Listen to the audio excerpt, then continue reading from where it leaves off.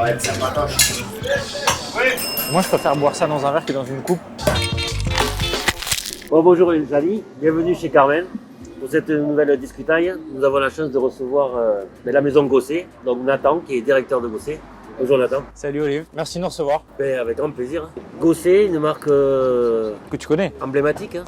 Ouais, marque pionnière dans le paysage champenois, puisque c'est la première maison de vin de Champagne. C'est-à-dire qu'en fait, c'est la première famille à s'être installée en Champagne en 1584 et avoir établi une maison de négoce pour travailler les vignes.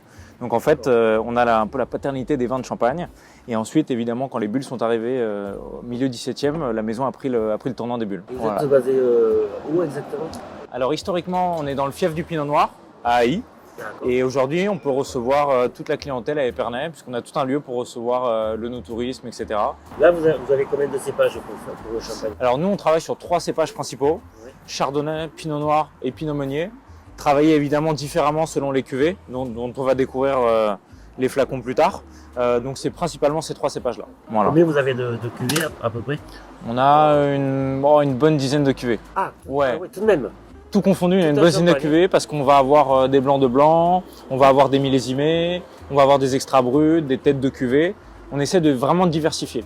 En fait, pour la faire courte, Gosset, c'est un peu la plus petite des grandes maisons. Pourquoi? Parce qu'en termes de volume, on n'est pas les mastodontes de la Champagne, on n'est pas un vigneron, on est entre deux. Et en fait, ça nous laisse aussi une marge de manœuvre pour proposer des cuvées, des petites pépites qu'on va sortir sur quelques milliers d'exemplaires. Je pense que sur toutes les cuvées que vous avez, c'est la façon de faire. Je pense que c'est à peu près la même. Le style Gosset, en 2 mots, c'est quelque chose de vif, frais, tendu. C'est un vin plaisant, un vin charmeur, mais on a envie d'y revenir. C'est-à-dire qu'en fin de bouche, on va avoir ce côté un petit peu iodé, un petit peu salin, on va avoir envie d'y revenir. Et on va le voir selon les plats qu'on va déguster. Justement, on a des petites spécificités. Là, c'est des assemblages aussi? C'est ça. Là, on n'a que des assemblages, à part celui-là, sauf exactement le blanc de blanc, donc 100% chardonnay. Quelle année ça, le blanc de blanc? Alors, c'est tout nouveau ça, non? Très bonne question parce qu'en fait, le blanc de blanc, il est assez récent dans la gamme. Il est arrivé dans la maison en 2011 et au début, on l'avait en bouteille verte comme ça, donc non transparente. Et on l'a intégré dans la gamme, je dirais qu'il y a un peu plus de 5 ans. Je sais que c'est toujours difficile d'expliquer la fermentation et tout ça pour la fabrication. Ouais, bien sûr. À peu près nous expliquer un peu comment on arrive du raisin bien sûr. à ça. On a la chance de travailler avec une belle centaine de familles vigneronnes qui nous représentent et avec qui on travaille depuis parfois la création de la maison. Et en fait, c'est les gens qui viennent au domaine et avec qui on va dans le vignoble. C'est pas simplement de l'achat de raisins bête et méchant. Donc premièrement, il y a une activité de sélection du raisin, donc sélection des crus, sélection des villages. Donc on a la chance d'avoir un vignoble très éclaté en Champagne avec ses vignerons. Odilon de Varine et son adjoint, Pierre Caffarelli, font le tour des pressoirs, le tour des vignobles, le tour des parcelles pour voir ce qui leur plaise et ce qu'ils vont assembler ensuite. On reçoit des premières presses chez Gosset dans des camions citernes et ensuite on va faire une fermentation alcoolique, donc pour créer de l'alcool. Donc, les levures viennent manger le sucre et créer de l'alcool. Ça, c'est une première fermentation. Ensuite, on garde ces vins, on va les garder en fonction des cépages dans différentes cuves et ensuite, on va venir les assembler. Voilà, pour faire des premiers assemblages et pour créer les cuvées. Là, on a l'extra brut, la grande réserve, le brut et le blanc de blanc, qui sont des assemblages différents. Voilà. Ensuite, on va les garder en cuve, mais nous, justement, ce qu'on veut, c'est, comme je l'ai dit tout à l'heure, garder cette tension, cette vivacité. Donc c'est pour ça qu'on ne fait pas de fermentation malolactique. On bloque la fermentation malolactique, les vins restent dans des cuves thermorégulées qui permettent de bloquer la fermentation malolactique. Un inox? Exactement, c'est les cuves en inox, tout à fait. C'est les cuves en inox et ces cuves-là, elles permettent de bloquer la fermentation pour garder justement le côté fruité, l'acidité naturelle qu'on a dans le raisin, pour ensuite créer des cuvées qui justement ont un contraste entre acidité naturelle et intensité. Voilà, d'avoir un peu de contrebalancer les deux. On les laisse vieillir minimum 4 ans. Donc c'est-à-dire tout ce qu'on va déguster ici, il y a minimum 4 ans de vieillissement. Donc on appelle le vin tranquille.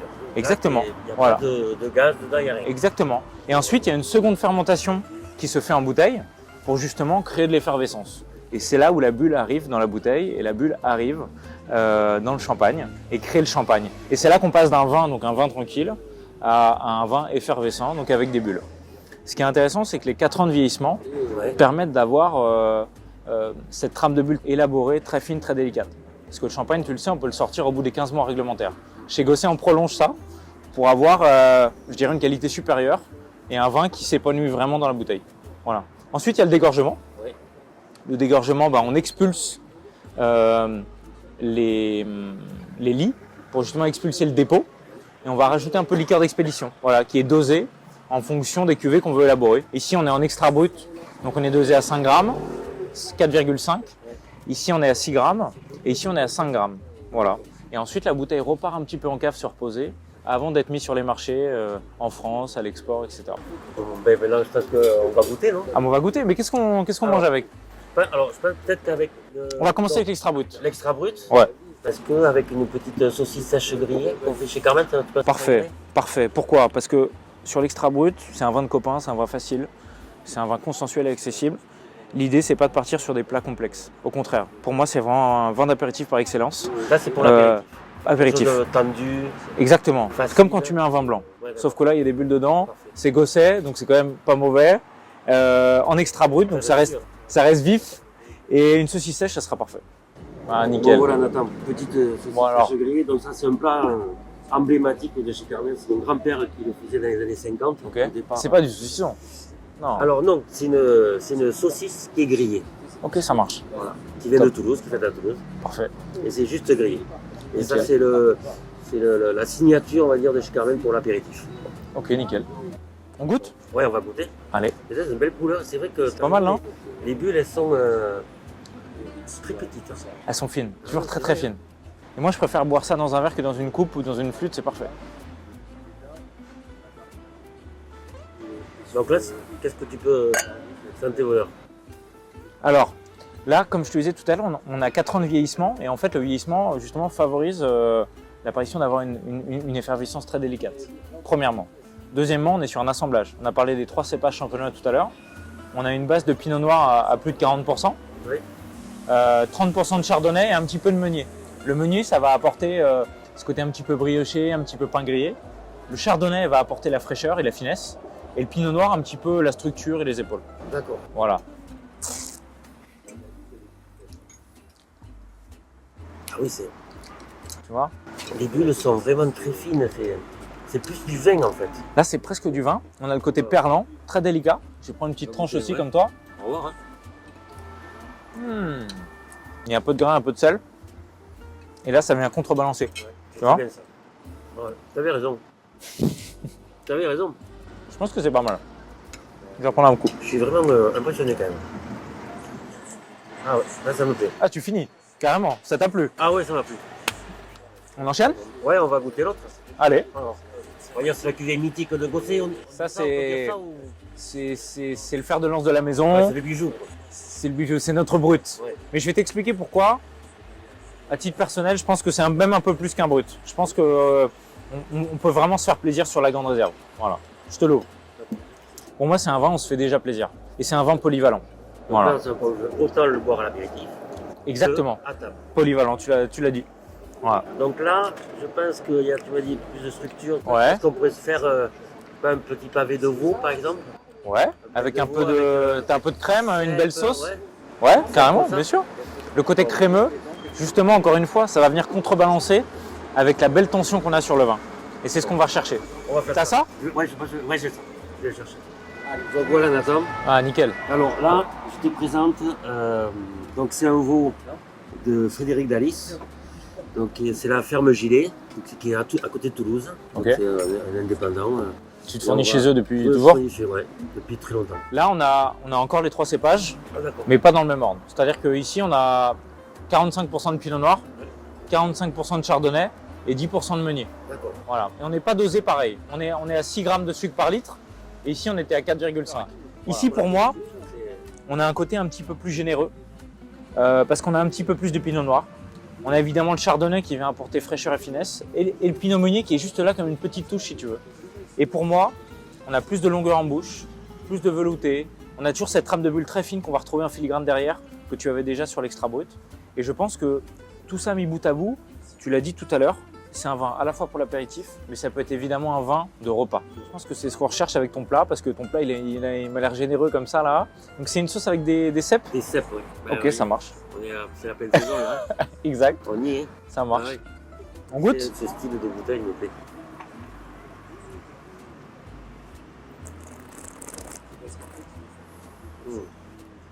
Bon, je me lance, hein. Ouais, vas-y, vas-y. Allez, on n'est pas là pour le regarder. Mais...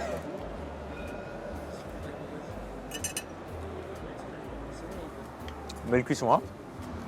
Ah, il faut qu'il soit rosé, le rouge. C'est important. Tu vois, là, je finis ma bouchée tranquillement. Et je me dis, tiens, est-ce que je me mettrais pas un petit coup de blanc? Un petit coup de champagne, mais blanc. Mais c'est pas ça, tu peux le mettre sur un veau comme ça, tu peux le mettre sur une belle volaille, Belle longue. vin jaune, ou au mori, des choses comme ça, c'est pareil. Et il n'y a pas que du vin rouge avec de la viande. Il peut y avoir des bulles, il peut y avoir du blanc. Et pour moi, c'est un bel accord. C'est un vin de bistronomie, peut-être? De bistronomie. Ouais. Tu vois? Moi, j'aime bien le terme. Parce que ton plat, il est généreux. La pièce de viande, elle est belle. Et l'accord marche, fonctionne. Donc, Qu'est-ce que tu pour m'as dit? ce blanc de blanc, donc 100% chardonnay, quand tu m'as dit la mer, tout ça, donc on a fait un filet de lieu sur une petite écrasée de pommes de terre. Et après, c'est une sauce vierge, un peu épicée avec huile d'olive, poivron, oignon, échalote. Voilà. Nickel. Donc, Bon, moi, j'ai bossé, je nous ai servi entre temps. Je nous ai servi. Bon, c'est la dernière cuvée qu'on avait à déguster. 100%. 100% chardonnay. Donc, on peut dire monocépage. Les monocépages. On peut dire ça. On goûte alors. Ah oui. On goûte. Ah ben.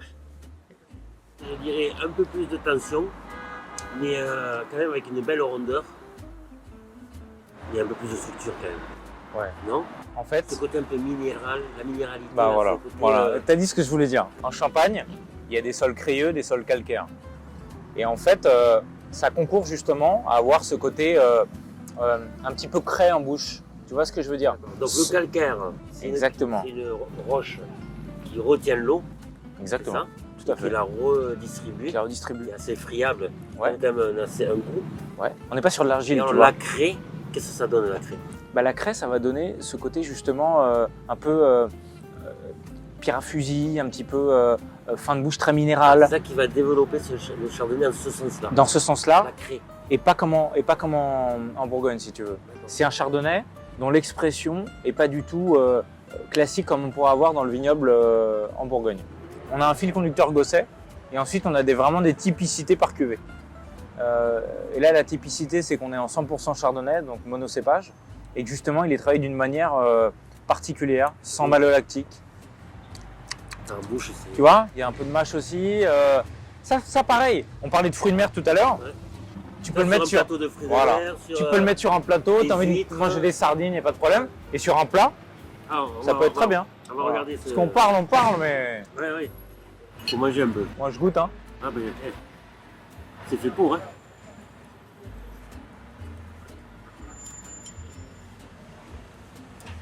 Et en fait, presque au final, dans cette cuvée, on a presque une finale un peu iodée, un peu saline, qu'on va retrouver. C'est marrant parce que comme vous n'êtes pas du tout au bord de l'eau, rien du tout.